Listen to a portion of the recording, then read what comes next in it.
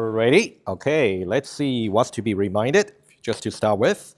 Where to find the notes template and tutorial 1 materials there, and review study for the math, especially propositional logic and predicate logic. Of course, the very first place I can really test you on that would be the written test. But I would say when you're actually keeping your steady study, it's definitely nice to really review the slides. But definitely make sure you actually go over them. It's not that many slides. Okay, and you can find that in the lecture site. Okay, and for the tutorial tomorrow, again in person, SLHF.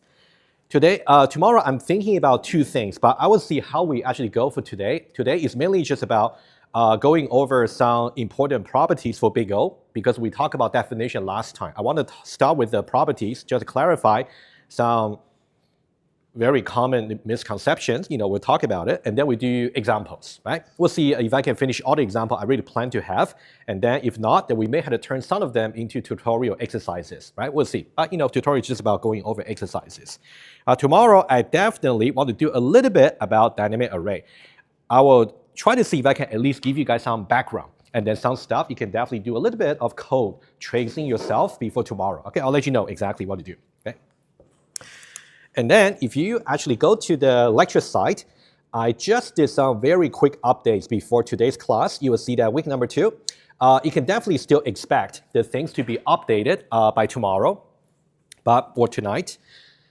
Especially if you want to start with maybe some 2D array exercises. Remember last week in the tutorial, we only try to do console application, like a system that out the print line and also reading something from the keyboard, but that's not the way to go for your programming test later. You have to get used to reading and also reading, and also based on that, you have to develop your Java code on JUnit test cases. Okay. So for those of you who want to try, you can feel free to download this starter project here, right, under week 2. So that one there will be kind of similar to what you can expect later on in the programming test. Not exactly the same questions, but very similar format. If you download it, you will see that there will be 2 packages. One package contains a single JUnit test case. And then you can look at the test case, and then your eventual goal is to really pass all the test cases in that particular class, right? And then to see what you have to create from the model package that's empty. I'll try to maybe give a more concrete hints maybe tomorrow if you have time, but we'll see, right? I'm going to post a solution later as well. I'll definitely encourage you to give a try for this one. It's not difficult, but at least to get you started. And then I put some instructions here for tomorrow's tutorial already. But depending on how we go for today, I'll revise this document slightly, maybe overnight today. So just make sure you don't really print it out just yet. I don't want you to waste the paper, okay? All right, so that's something I will definitely keep you posted. Apart from that, do you guys have any questions before we do some quick recap? All good? Okay, good. Let's see, very quick recap. So last time, we basically were just going over the definition for big O, right? So I may not actually go over again, but I just want to make sure every time, let me just go back here, right? So that should clarify the different terminology, especially the highest term. That's really important for you to approximate the running time and identify the asymptotic upper bound. And then that's the formal definition right here. Before that, just make sure you're clear about we got reference function right here versus the running time function, right? Just always remember you got 2 functions there. Of course, you will be expected to somehow choose the C that's going to modify the slope of the reference function so that you can have the upper bound effects. So when we talk about the properties for big O today, we're going to see some interesting, well, you most likely have known that already from 2101, but I just want to review again, okay, about the C here. And then, so that's the definition here, right? So please make sure you understand the definition, and that's a visualization. So there will be a certain point over here, doesn't need to be exactly like a 1, but it can be anything larger than 1. Starting from that point there, you can see that your running time function right here is upper bounded by C times G of n, right? That's the most critical bit to really remember. And we also spoke about some alternative definition using predicate logic. And I also gave you guys some study question about using conjunction as opposed to implication, right? So you should be able to answer that question rather intuitively once you go over the math review slides. But if you want to have some discussion about it, which could be confusing sometimes between these two logical operators, we can discuss, right? After class or maybe office hour. You let me know, okay? And then there's a theorem that you can apply. Whenever you got the running time itself being strictly, well, just purely polynomial, is n input size to the power of something. And then you can simply choose the highest power as the asymptotic upper bound. The way to prove it would be to choose the c being the sum of the absolute value for all the multiplicative constant. Now the question, and also the n0 guaranteed to be 1. But the thing is, this theorem here, you can also try to use it when you may have something other than polynomial, for example, log n, right? That's something we saw last time, one example. So if you simply want to use this theorem when you may have log n in your running time function, often it might just work, but often it may not work. So you have to make sure you always verify to see if the n0 indeed can be 1, or it may have to be something larger. That's really the example we did last time. All right, just keep that in mind. And then we did this proof here, and this one here, purely polynomial. So strictly speaking, you don't really have to verify. The theorem is just going to work. But I did it just for you, just to make sure you kind of understand how to verify. On the other hand, the second example we did over here, because that one there, you can see this term here, it's not really polynomial, it's log n. So in that case, you have to make sure you verify, because in that case, we see that verification tells us the n0 cannot be just 1, right? Cannot be, because the upper bound effect doesn't really start from that point. So you got to try maybe something larger. I would say typically if you try maybe rather than 1, you try 2. If that doesn't work, try 3. And then it wouldn't take too long, too many steps for verification to find the correct starting point. Okay. Are we okay with this example here? All right, you got to review and make sure you're able to do something similar. And then the last bit that we spoke about is to calculate the size of some interval. This is something we have to apply today in quite a bit in several examples. That's why I want to introduce it before last time, okay? Before last Wednesday, okay? Sorry, last Monday, this week, sorry. So this is the interval here, and if you just remember the formula, it's going to be b minus a plus 1. So that'll be the exact number of numbers in that particular interval, right? You can definitely go over what we said on Monday, just about some visual justification, right? That one there shouldn't bother you too much. All right. And that's it. Guys, question? Good. So today, as I said, I'll try to make the property part very right to the point. We shouldn't really take too long. And hopefully within 20 minutes, 30 minutes, we should be able to finish that. And then we take a short break. And then we start doing examples. Okay, that'll be the plan. All right, the first one there is correspond to slide number 22. You can definitely look at the slide almost like a textbook. You can read it through, by yourself. But I'm just gonna try to visualize that a little bit, just for you to get an intuition, right? Of course, there are many actually very sophisticated, like a property for big O, but we don't really try to cover that in this course. We give you just what you need for the later algorithm. Okay. All right, let's say for here, let's read it together. So each member in a particular big O family is such that, for example, if I have, for example, a member function that's in the big O of n, so that means that particular function there must be able to be upper bounded by n by choosing some c, right? And more to it, we are more worried about what would be the range of functions that can be over here. So the idea would be anything that can be upper bounded by n, in this case, should be included. We'll put it another way. Anything that's going to grow either equally fast or more slowly than n, they should be included. Okay, I'll give you some example here, and then I'll write it down. So that'll be the very first important property, and then we'll try to compare also different families. That's really the ultimate goal. So let's focus on the family for big O of n. Okay. So first of all, let's write some description, and then we'll work on some example. So this one here is a set. So functions growing no faster. Okay, I will try to also visualize using the plot over there in just one moment. No faster than, since we are talking about a reference function g of n, which is n, then n should be included, should be a member. Right, for example, here you can see that we got linear function, right? If you see linear function is right here, which is this line right here, You want to think about which function here will grow no faster than that. No faster means either grow equally fast or grow more slowly, strictly more slowly than that, right? Then basically it will be this one here, log n, and also this one here, constant, right? You can see, think about linear here will be linear itself, and also logarithmic, and also constant, right? So those functions should be included as the family members, right? Okay, let's now write down the example, just some. So you will have, for example, n here itself, 3 times n, 4 times n, 6 times n, 6 times n minus 2, linear functions. Or it could be log n,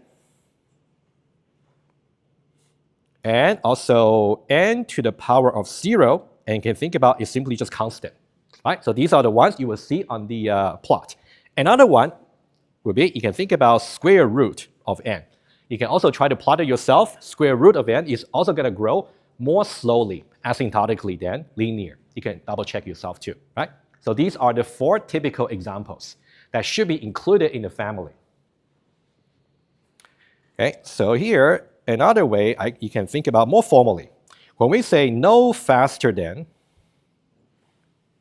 so that means they can be somehow upper bounded.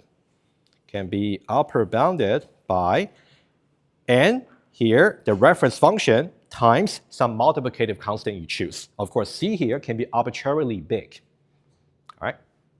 That's one family, right? Of course, what you guys should do is, once you understand about this particular page here, where we're only comparing n and n squared, you should really choose another pair from the plot. Maybe you'll compare maybe n log n versus n squared, and try to see if this little relation will still hold, right? That's something you have to do, when you study for that, right? All right, let's see this. Here, n here is a linear, which you can see is an orange plot, right? Orange one here. When we talk about this family here, which would be n squared, quadratic, right? Is it like a red one?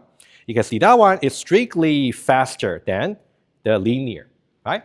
If you see from here, any function that's going to grow, let's say, more slowly than logarithmic, it's going to grow more slowly than linear right here, could be log n and also constant. At the same time, guarantee they should also grow more slowly than something that's faster. Right? You see what I mean here? Okay, I'll write it down. Okay, it's something you also have to refer to the diagram. So think about here. So this is our quadratic. Okay. So this is our big O of n squared. And then you can think about here, it's actually strictly more slowly, asymptotically, the orange one. Okay. The orange one here, that is big O of just n. Right? If you think about it, the log and constant, which would be these two are strictly below the linear. Guaranteed, they're also at the same time below something that's higher than linear, which is quadratic. Right? So that's something you will see on the plot. All right. I'll put it down here. So the inside here is functions growing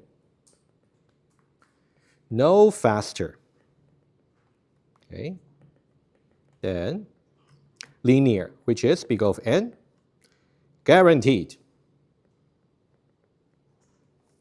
growing no faster. Okay, I'm running out of space. No faster than big O of n squared. Okay, simply because the n squared here is growing faster than linear. I think about the kind of relation, right?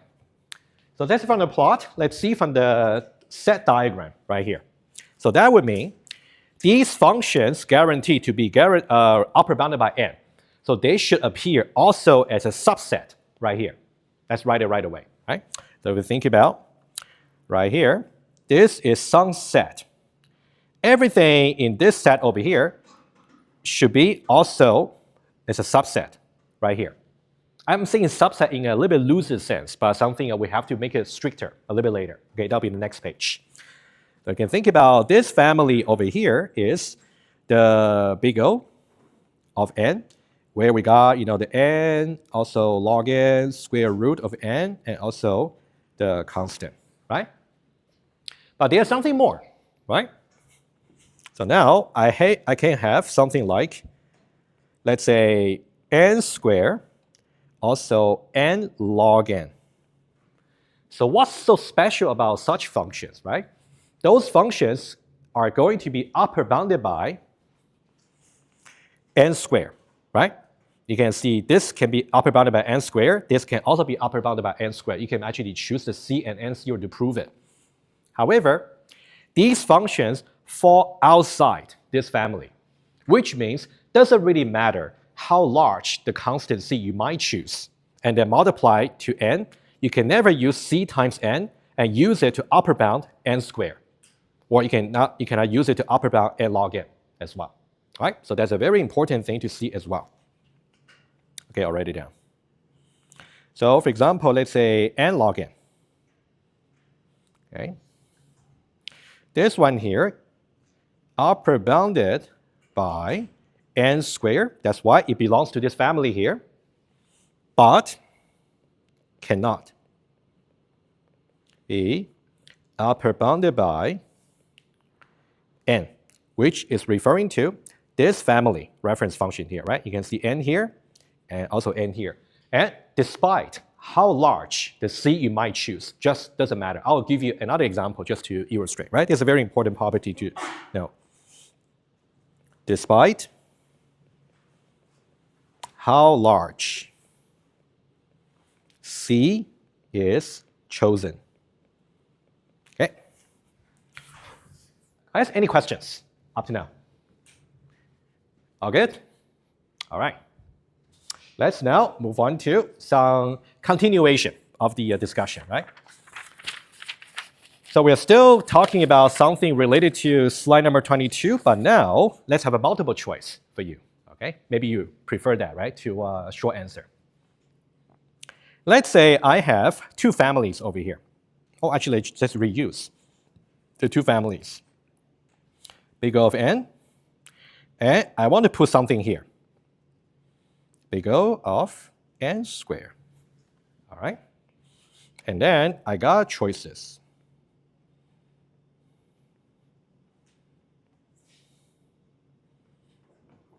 Okay, I got subset. Do you guys remember what this is called? Proper subset, thank you so much, right? So this is, for your information, proper subset. And then I got the other way, and also the other way, right? I got 4, all right? So now the question is, I want you to choose correct relations. I want to give you a little bit of hints. This question here can be a little bit tricky for the first time. I want correct answers, which doesn't have to be the most accurate answer. All right? I want the correct answers.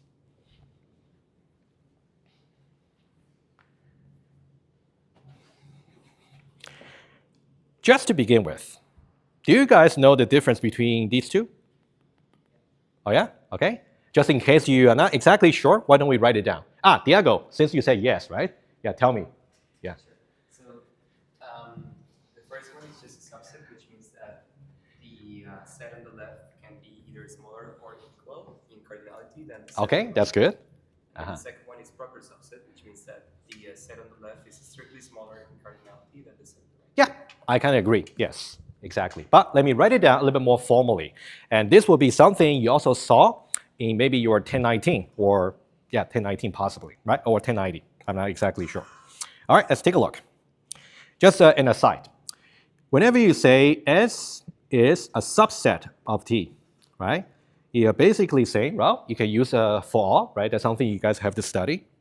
For every X, if X is a member of S, that implies X is also a member of T, right?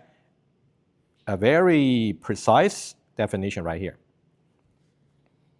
Anything that's in the smaller set, well, anything that's in the left set must be also in the right set, left and right, right? The proper subset is really building on top of this. So when you say S is a proper subset of T, number one, S must be a subset of T, okay? And cardinality of S must be strictly less than T. This is what Diago said about the left set must be strictly smaller, meaning that its size. And the absolute value, like notation you're seeing here, right? I can just put it down. It is called the size, or mathematicians like to say cardinality. Now, I'm okay with both. Okay. You're saying that not only that S is a subset, but it's actually a proper subset. Right? Let me build a little bit more. Just visualize it. Just to help you to really choose for this question here, right? So let's now visualize this right here. If I say S is a subset, proper subset of T. So what we are saying is, if you try to put S over here, it's maybe a set or like a family, right? That's the family that we're talking about for big O. And this will be T. When I say S is a proper subset of T, apparently you can see everything in S is at the same time in T. That one is obvious, right?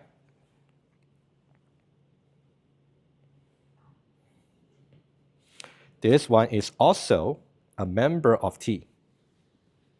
The second part is actually very important. If you decide the relationship is most accurately described as proper subset, we are basically saying you must be able to find at least there exists maybe some member Y.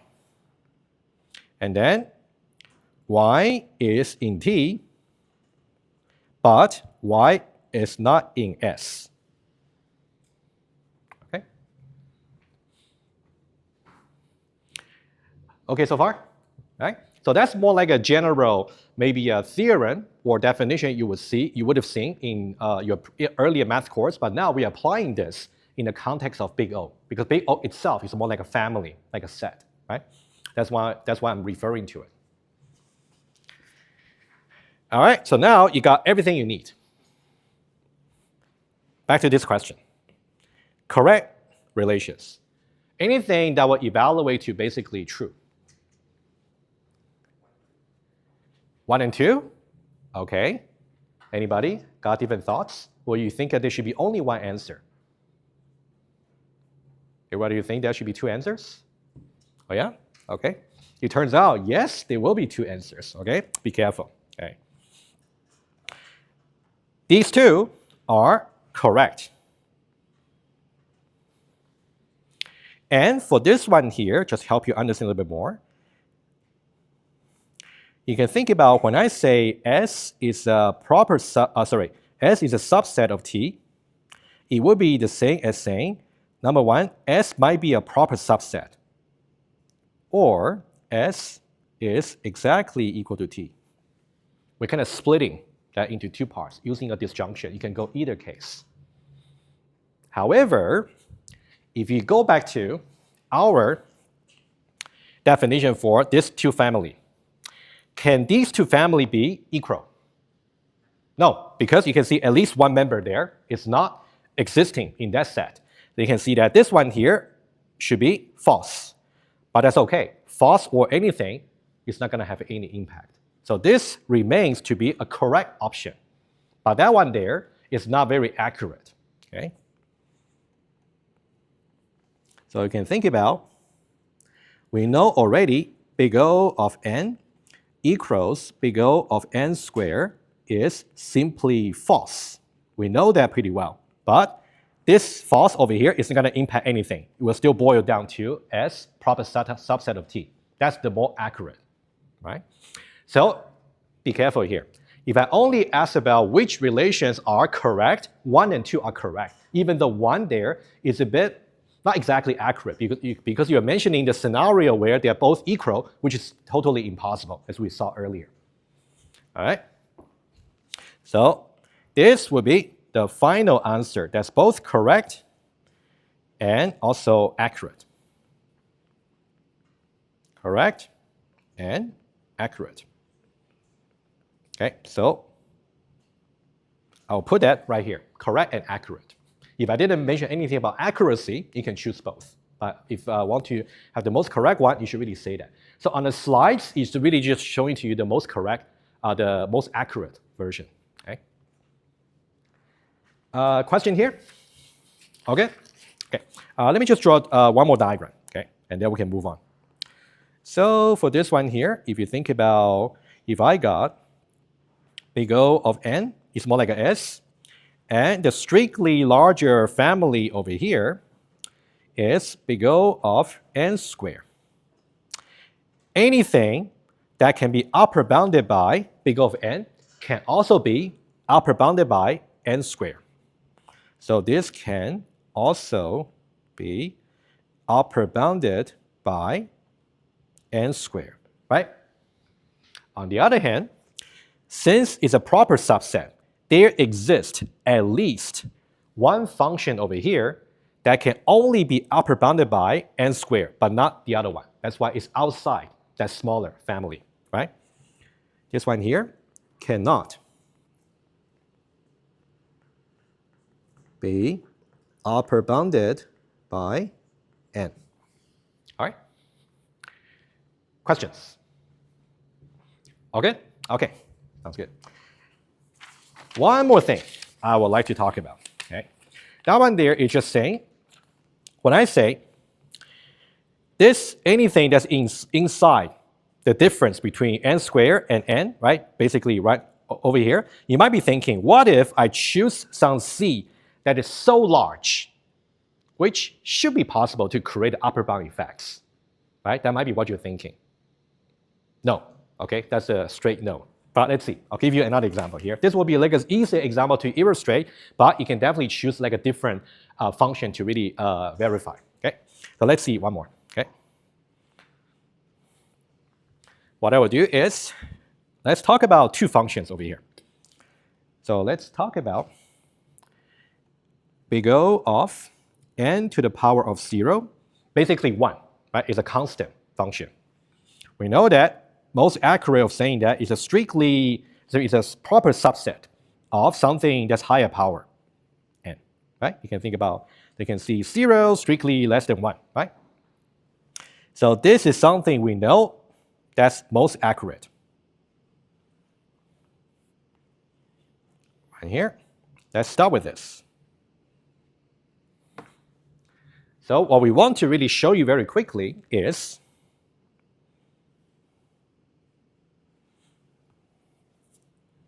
let's see. Let me draw a diagram first. Again, the smaller family will be the big O of n to the power of 0, or you can think about that one just big O of 1. Okay, and the strictly larger family is right here. Big O of n to the power of 1. All right. And basically, this one here, you're fine, because that's really the cheapest one you can get. So only constant may appear here. Right? But let's talk about something that's here that cannot be upper bounded by constant.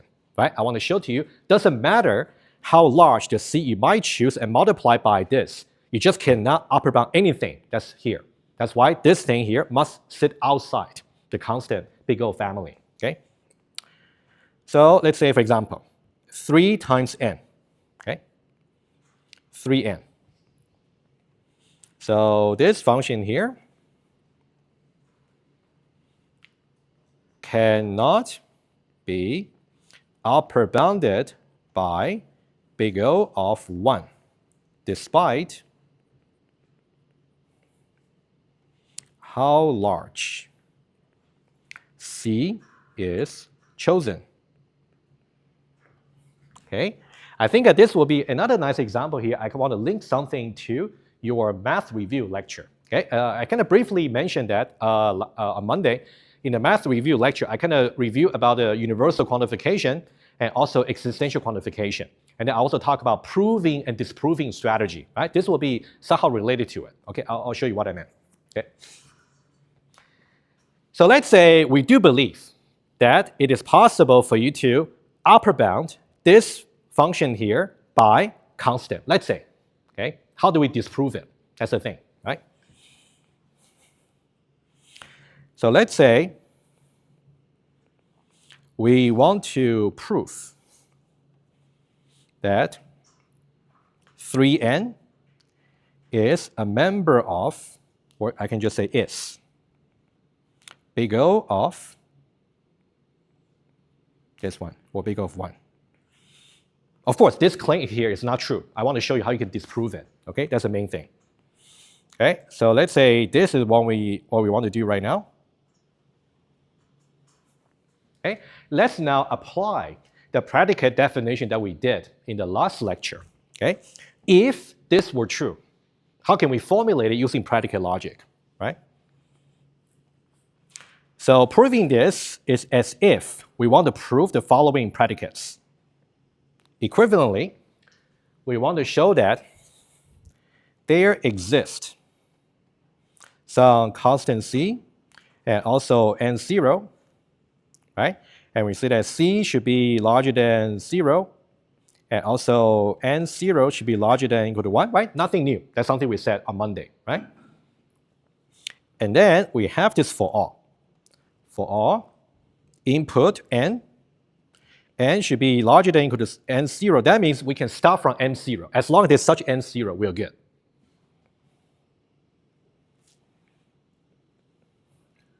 Now we talk about 3n. 3n here should be less than or equal to the constant C you have chosen times the reference function, which we know is the g of n, right? So you can think about this one here is a g of n in our definition, right? The g of n, n to the 0. We want to prove it, all right? What we're asking, is this predicate true? Apparently, it is not true.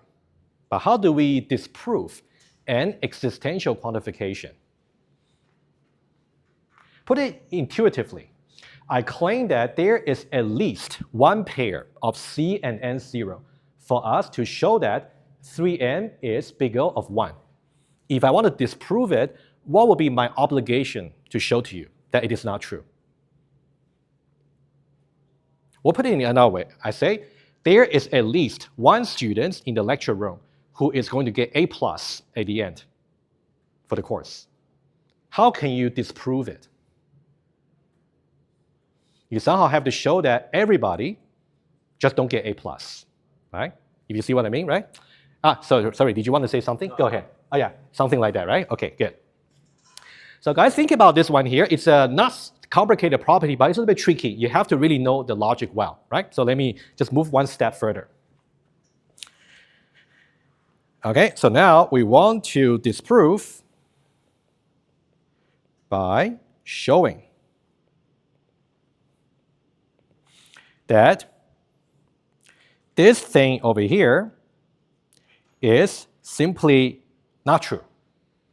And show that this is simply not true, we're going to say for every C and also N0, C larger than 0 and N0 larger than or equal to 1, and then we want to say there is at least, let me not get so complicated. I want to show the diagram, otherwise it will take too long. Okay. That one there, I will let you study the math review and then you will work out. By showing, if you think about this, is the whole thing is actually simply just on predicate P. Showing not the case P is true, right? For that one, to how to disprove it, you can actually see the math review slides, right? So we can save some time, okay? So now let me just visualize something very quickly, okay? To really see that, you can think about right here. Okay, so this is how we plot the f of n and also input size, right? That's how we plot the running time function, okay? So first of all, let's now try to get the g of n. That's the constant function, right? You can think about this is g of n, and then multiply by some c, right? That's where we want to see the upper bound. which will be the C times n to the 0.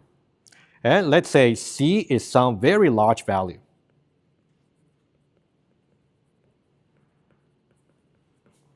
Okay, now, so now the question is, let's say C is very large. Do you think this choosing such a very big big value for C, are we able to really upper bound 3n? Always. Once I plug the line there, you can see it's not possible, right? So let's say 3n here is the f of n, right? So for example, something like this. This will be 3n. And you can easily see that right here. Right here. From over here, 3n just cannot be upper bounded by C times g of n. Right? You can see the running time function simply grows much faster than the reference function times C. Right? It's not really being upper bounded. Right?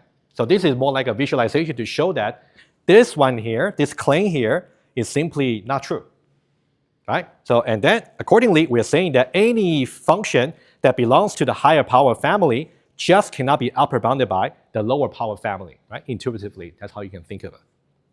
So how can you move forwards from this example here? So here, I'm just trying to show you something very easy to plot. You can definitely choose maybe something lower power here and something lower power here and something higher power here, and try to see if we can also do something similar to show the idea. Right? Guys, question? Anything you want me to clarify? Or think about it? You can let me know. Okay. Okay, so let me do one more, and then I think we are good to really go for example after the break. Okay? Right here. So now, how can we decide the most accurate bound? Let me just go dive into one example, and then I'll make my point. Let's say, for example, if I got two running time function, f1 and f2, 7n minus 2, f of 2, 4n squared minus 3n plus 6. All right, right here. And now, I'm going to write something here. F of 1 of n is big O of n to the power 3. First of all, is it correct? Is it true? Right? Obviously, n can be upper bounded by n cubed quite easily. Right? Okay, that one is true. Awesome. And then I got another one. F of 2n is big O of n squared. Is it true? Ah, good. Okay, good. Awesome. Given that big O of n squared, let me write better. Given big O of n squared is a proper subset of big O of n cubed. Also agree, right?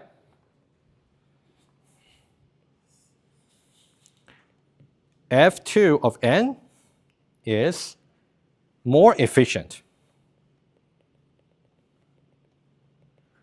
than F1 of n. Let's say that's a question. The question is, evaluate this analysis over here. Would you agree? If so, justify. If not, also justify. I'm given two functions there, 7n minus 2 and 4n squared minus 3n plus 6. And then I try to decide individually some correct asymptotic upper bound for each one of them. And this one here, asymptotic upper bound, is actually strictly smaller power than this one here. I conclude, therefore, this algorithm here, which is right here, is more efficient than this one here. It's not illusion to you, right? It sounds kind of wrong, right? It seems like analysis itself, it seems to be fine, but conclusions seem to be wrong. If the conclusion is wrong, there's got to be something in the analysis that's wrong. I want you to point out to me what's wrong. Think about it. That will be the last thing I want to do before the break, right?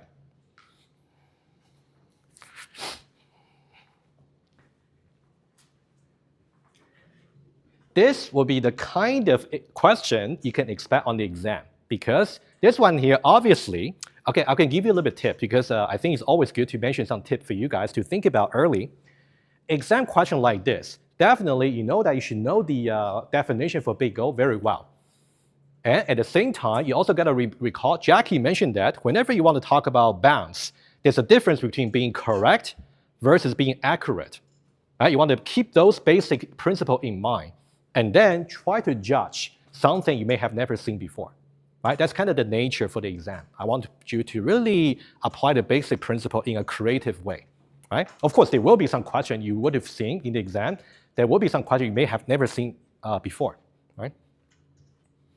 Okay, guys, any insights to share before I tell you the answer? Okay, go ahead, please. The upper bound for the first function is not the most accurate. Aha, okay, good. That's really the trick, all right? Okay, your fellow student is basically picking that up, okay? Basically, this one here is not the most accurate upper bound, asymptotic upper bound. And this potentially can be very misleading. Well, if you think about it, basically all the algorithm you can ever design is going to be a big O of 2 to the power of n. Right? In the worst case, but it may never happen, just not accurate. Right? Okay, let's now do one more diagram and then we'll take a short break, please. Okay? Let's say this. If I got big O of n to the power of 0, something strictly larger, big O n to the power of 1, right here, big O n to the power of 2, again, big O n to the power of 3, right? So now, let's see where they most accurately belong to, right? So if we think about, let's say, 7n minus 2 versus this one here. That one there really belongs to this one. Agree? That's the most accurate. 7n minus 2. And this guy here should be right here. Oh, pink. 4n squared minus 3n plus 6, right? The most accurate. The one we are really saying over here is like this. We are saying that if this one here is a member of this bigger set over here. That's what we are saying. And we are saying this one here, right here, is a member of this particular set over here. So what you're saying over here has nothing to do with the actual criteria for you to judge whether which one is actually asymptotically more efficient, right? It's only about membership. So this one here is only about membership. Could be misleading if the bounds are not accurate. And once you figure out the most accurate bound, you can see this is n to the power of 1, n to the power of 2, and this one here makes sense to be the more efficient one, right? Think about this example here. I'm pretty sure it will help, right? Just think about the very simple principle we learned, but it can definitely be tricky, right, when you kind of try to use them. Question? Okay, if you're okay, why don't we take a short break? And we'll take attendance at the same time, please. All right, so up to this point, we have done all the big O definitions, property, etc. Please review, right? You don't really want to wait until your written test one. Actually, there's only one written test. So, your written test after the reading week. That might be too much, right? Just try to review as soon as you can, together with the math review slides. And we're going to do examples. And before the example I want to do, basically here's a plan, right? So there are some very simple ones which are already assigned to you guys from Monday as exercises. Guys can give a try. I also put those exercises in the tutorial in a more written form. You can also take a look and make sure you solve them. I'll give you solutions later. What I want to do as an example here is a slightly trickier to really get right, than others. So I want to talk about them together with you. Okay, and in one of the selection sort and insertion sort that we're going to review maybe today or possibly next week quickly. So this one here can also help, right? Before that, okay. So there is something called arithmetic sequence or progression, right? Maybe that's something I've seen before, I'm pretty sure. So we have to review two sequences for this course. They will both be useful. One is for arithmetic sequence, the other one is for geometric sequence. But I'll do geometric a little bit later. We'll also need that for dynamic array. Okay, so this one here, very easy. Let's just review ourselves. Let's say one example here. You have, for example, 1 plus 2 plus 3 plus 4 all the way to 100. All right. So this is a so-called arithmetic sequence because you can see that between every adjacent terms over here, there is a common difference between them. And the common difference can be either positive or negative, or even 0. That's okay. As long as there's a common difference between them, you're good. Okay? It's an arithmetic sequence. So basically, from here to here is also plus 1.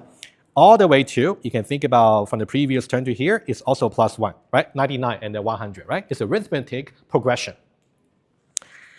And then, so this is called the first term, of course, initial term. And our closed interval here could be also very helpful, just for this particular one, right? You want to think about, right here, how many terms do we have exactly, right? We basically go from 1 to 100. Wow, that one's obvious, right? You got 100 terms, exactly. But I can apply that formula as well to verify, right? And this one here, we got 100 terms. This one's very obvious, but I can tell you that it will be tricky if the common difference is more than 1. And I'll show you some generalization, and we'll see that later in other example too. So here we got exactly n terms. And n specifically is 100 in this example, right? We got 100 terms, okay? And how do you calculate that, right? So I can show you just in this example here. And the sum is here. The way I remember it is you have to do something like this. The first term plus the last term, and then multiply by the number of terms divided by 2. In that way, you can calculate the sum, right? Well, again, very quick visual proof. 1 plus 100 is 101. 2 plus 99 here is also 101. 3 plus 98 is also 101. You got the same. If you add them up together, but you don't have 100 terms for 101, you got exactly half. All right? So that's something very quickly, right? If you ever wondering about why it should be calculated that way, it's the reason, right? So make it more general.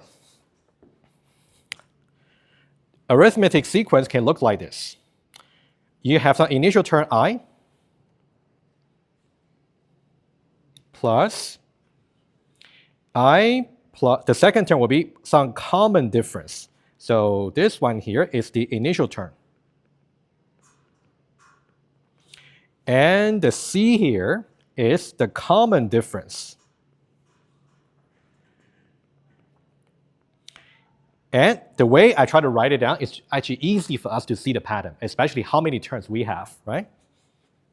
So here, I plus 2 times C.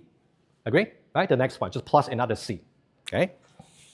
Plus all the way to, all right? So here is something we can try to figure out. It's a little exercise, right? Let's say I got n terms.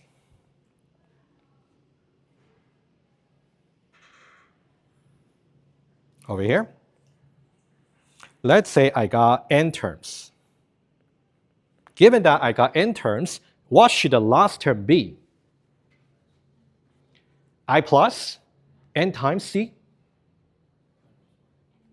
N minus 1 times c, right? Okay, be careful, okay?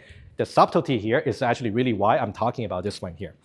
So this one here is going to be I plus n minus 1 times c. How do we tell, right? So here, you can think about I here is I plus 0 times c. Agree? Well, 0 times c is 0, okay?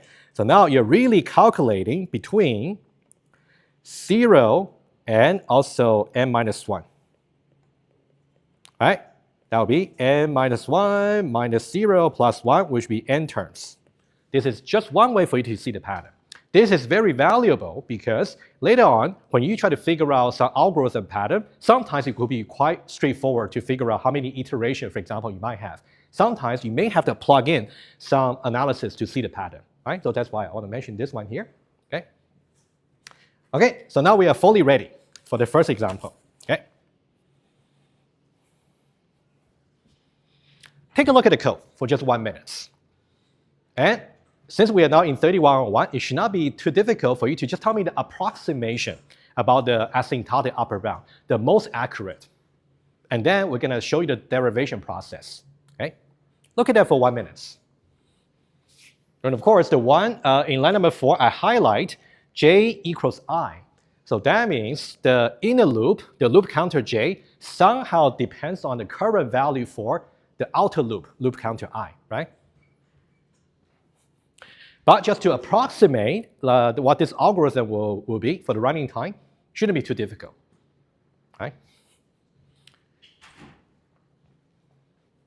One moment. Yeah, think about it, because once I start going over the code, I need to assume you somehow are familiar with the structure. Okay. Approximation, please. Go ahead. Yes. N squared. That's good enough, right? So guys, n squared is actually correct, right? But in the exam, maybe part 1 is about approximation. Yes, that's great. But part 2 will be show me your derivation. That's something we're going to see. All right. So this one is the n squared. Let's keep that in mind. But we're going to see exactly how to derive it. It's actually very important.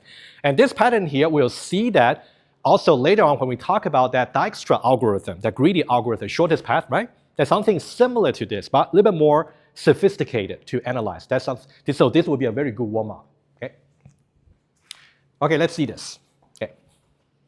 Let's now think, whenever you're given some code, identify the stuff that's actually very cheap, almost like a constant. First, right? So I will start with, this is just a variable initialization over here. I will just put 1, meaning that I just need a constant amount of primitive operations, right? And also we, of course, has the assumption that each primitive operation, like a variable assignments, relational operation, addition, etc., takes constant amount of time. That's our assumption. Okay. So line number 2 will be just constant, right? Similarly, line number 6 right here is also constant. I will also put 1 right here. Okay. And now we want to look at basically this one here. This one itself, yes, it is constant. However, this line here, line number 5, is actually executed in the context of 1 and 2 loops that's nested. So we've got to be more careful. But it's okay for me just to write 1 here. I'm going to use a slightly different color, let's say blue. So here you can see that it's only about variable assignment, some plus and array indexing. They're all constant operation, right? So this one here, I can also say 1. To really sum up the running time, we want to know how many times exactly line number 5 will be executed, right? That will be the dominating factor for the running time for this algorithm here, okay? So what I would do is I'm going to highlight line number 3 and line number 4. Okay, you can see we actually got 2 loop counters, I and j, right? I for the outer loop and j for the inner loop. Typically, in this case, you will have to analyze the combinations of value for I and j to figure out how many times the body of the nested loop, the inner loop, like line number 5, is going to be executed. That's something we want to see. Okay, so I'm just going to write something down. So this is the headers of the 2 loops right here. Okay, right here. Each combination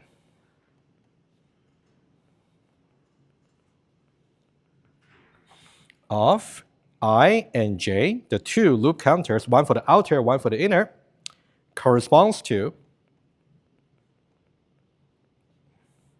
an execution of line number 5, which is right here. Right? Are we okay so far? Right? That's really the big picture. So now we have to somehow figure out or enumerate explicitly the pattern for I and j. Right? That's something we're going to do.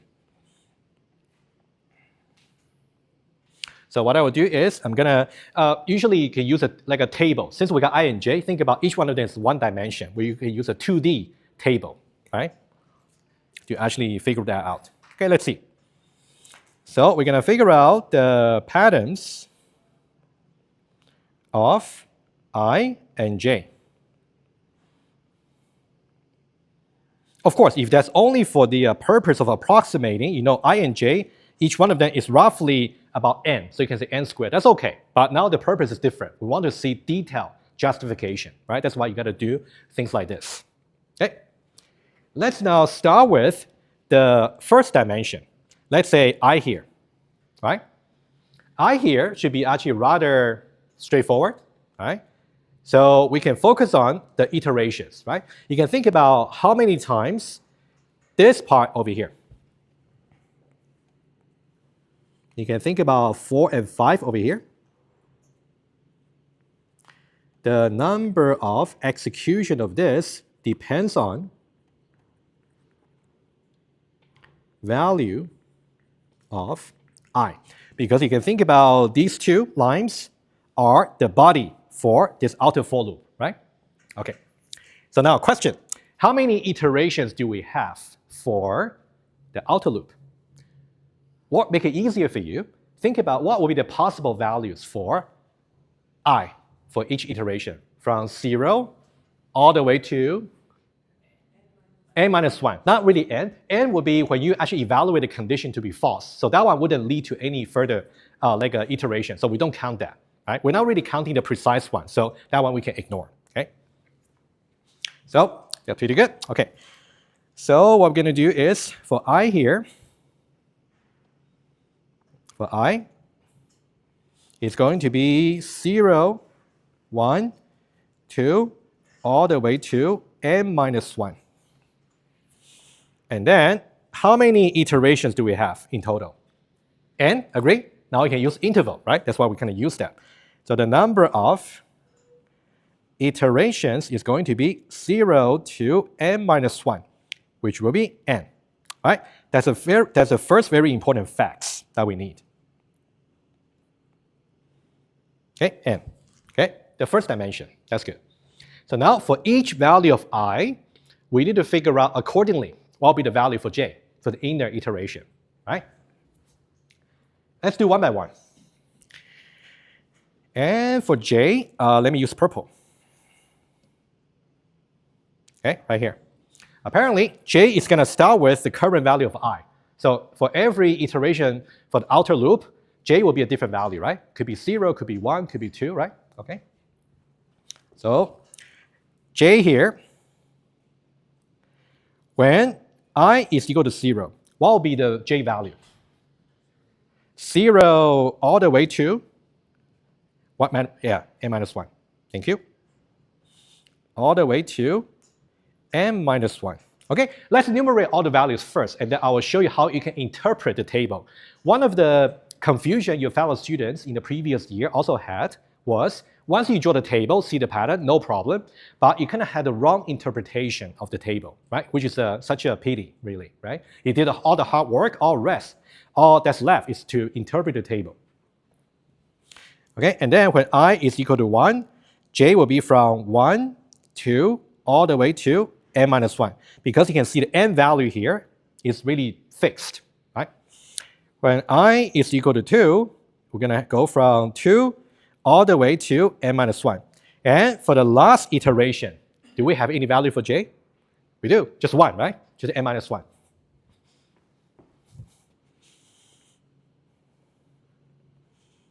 N minus 1. All right, so far so good. Now, how do we interpret the table?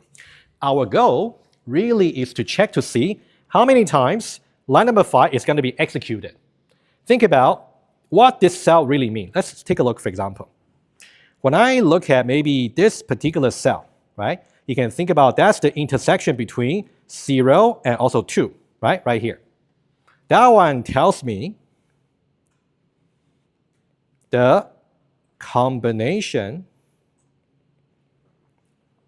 of ij is 0, 2.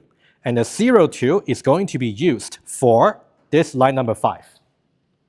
That's what it is saying. All right? And now the question is, just for this particular row, how many times do we execute line number 5? How many times? Anybody? Yeah, go ahead.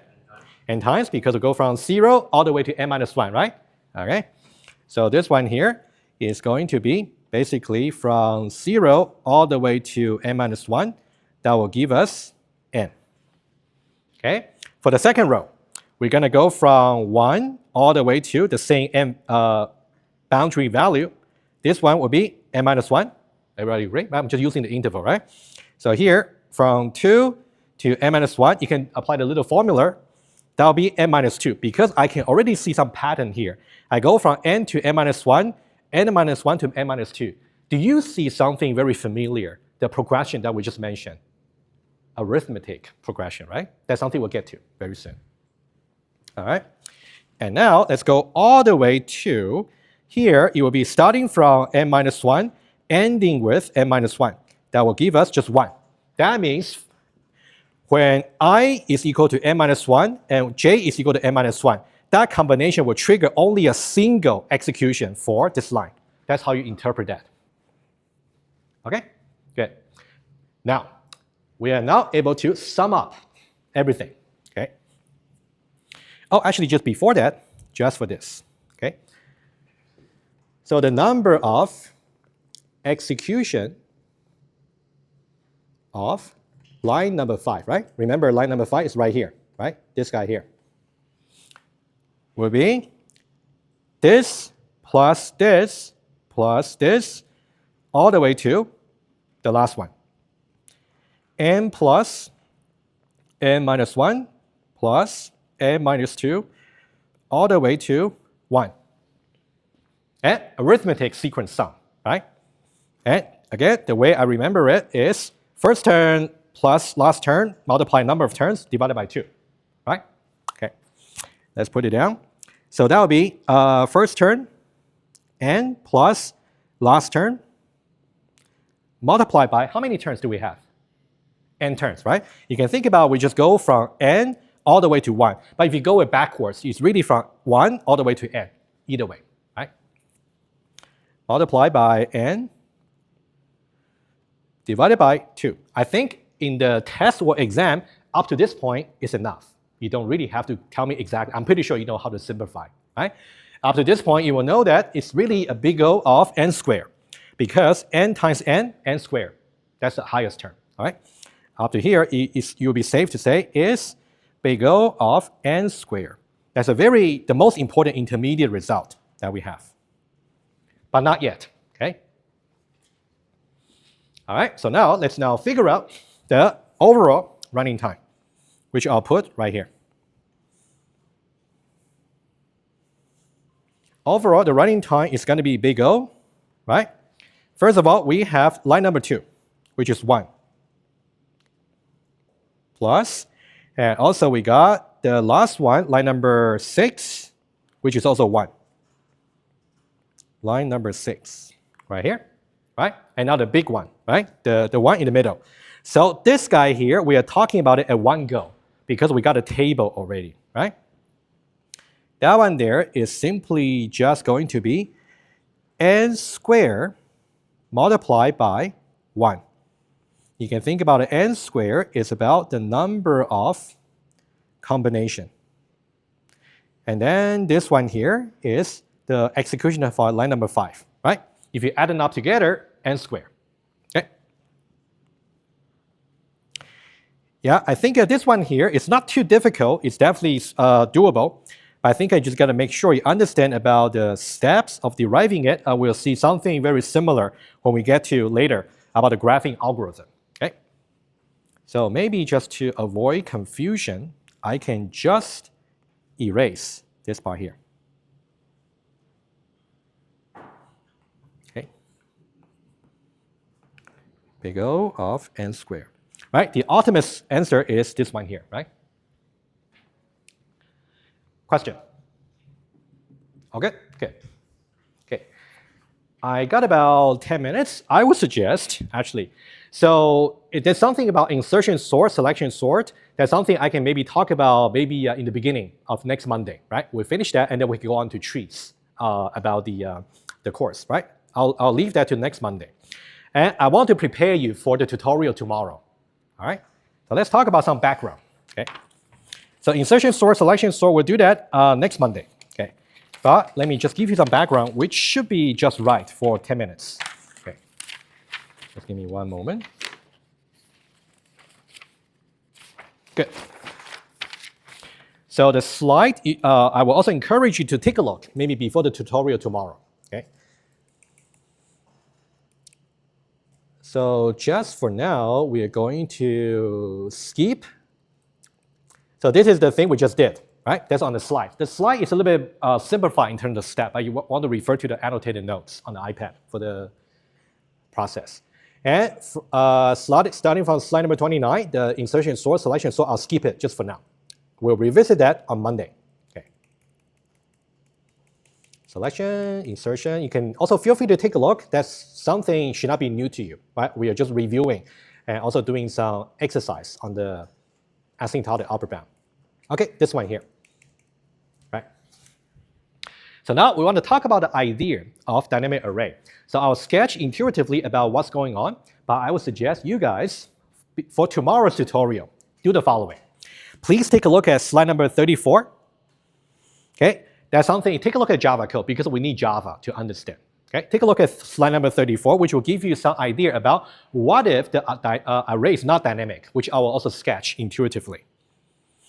And the first strategy we're going to take a look at tomorrow, okay, will be, so I would say only look at the Java code here for tomorrow. That's all I want you to do. I'm going to do a very quick walkthrough, very quick tomorrow, just to make sure everybody understands the line. And then we're going to talk about worst case time versus average case time. That's something we're going to do quite a bit of derivation in the tutorial. Okay? So only look at the code, right? Anything else about derivation, you don't need to worry. We'll go over that tomorrow. Okay? So now, what I want to do is to talk about some background. Okay. So it's really, think about back in 2101, you learn about the ADT like a stack and queue, right? It's a stacking a push and pop. And also for queue, it's going to be in queue and DQ. And for these two, you will need to know them also very well for this course, because later on, when we talk about graph traversal, you will need both of them. All right? Okay. So now, stack and queue. And we talk about their implementation. Implementing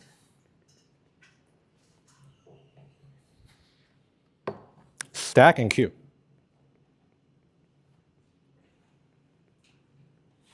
Okay. You basically got two choices. Either you got fixed array, which is basically what you maybe have been learning so far, and also number two will be dynamic array, which we're going to learn also in this course. Okay. Approach number one, if you want to implement a stack or a queue, you can use using an array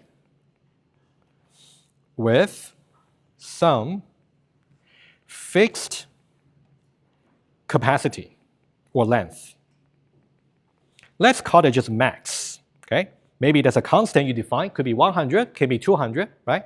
So basically, as soon as the array is actually filled out, you cannot really fill it anymore. Otherwise, you might get array index out of bound exception, right? Just saying there's no flexibility. Of course, you can choose a max to be so big that you never run into that trouble, okay? So let's say we are using a fixed array to implement stack, and we keep trying to do push, right? Every push is going to occupy one slot in the array. So if we do some stack.push, push something, and then we do another push, and we do a bunch s.push. And let's say we do exactly max number of pushes.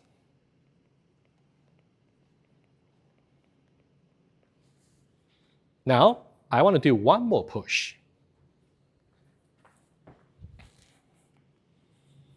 S.push, which means presumably, conceptually, it should be stored in, we got max plus 1th push. There's no space in the array.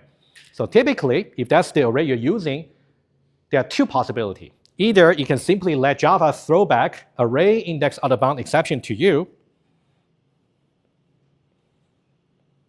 array index out of bound exception. Right? You know that spelling, so I'm just saving time. Or another way is can create your own exception, right? Which you learned from 2030. You can say stack full exception.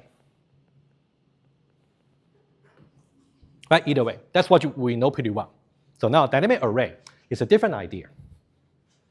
We want to allow some flexibility. We never want a user to be thrown any exception, even though they could do exception handling, yes, but we don't want that. Okay? So what we do is using a dynamic array. And the dynamic array, the idea would be whenever the current array is full, we're going to grow it dynamically inside the code, but not up to the user. So the user will never know. From the user's point of view, the array is like infinite size, infinite. So grow the array, grow the size of the array when necessary. You don't really grow the size of the array for every push, for example here. You only do it every once in a while. How often you grow the array depends on the strategy. Okay, that's something we'll get into, don't worry. So when you look at a fragment of code, I can assign you to take a look. That one is one possible strategy. We want to look at the code, understand how it works, and then we do formal analysis. Okay. So now there are two strategies. Let me mention that. Okay. So 2.1, which we're going to do tomorrow, is called constant increments. Think about constant or fixed increments. You can somehow decide every time I got the array being full, how much more space do I want to make? The constant here can be 10, can be 20, can be 30, just some number you decide. Just like a constant C. Okay. 2.2 is something we can possibly do either in class or maybe in tutorial next week. I think I really want to go over with you the steps, right? If I give you something similar later, I think you should be prepared. 2.2 is something called doubling. Okay. And basically for both strategy, array size will simply change automatically. And I want to mention one more insight. So this insight here will kind of explain between 2.1 and 2.2. One of them is actually more efficient than the other, average case-wise. And the insight is really about, let's say I want to grow my size of the array by some fixed increment, versus I want to double the size every time. which one is going to be more efficient depends on which one is going to require least amount of resizing. Okay, I'll write it down. This will be some line you cannot really appreciate too much at this point. That's okay, but I'll write it down. You can revisit this line here later. Okay, bear with me. I should be able to done in time today. The one that demands less frequent resizing is asymptotically more efficient. However, we also need to understand when we say asymptotically more efficient, not in terms of the worst case time, but average case time. That's something I will also clarify tomorrow. Okay, let me write it down. Okay, average case wise. All right, so this is something I would suggest maybe highlight it in your notes. Maybe later you can revisit this. All right, so you guys know what to do before tutorial tomorrow. I think I will do this example thoroughly tomorrow. All right, thank you. I'll see you tomorrow.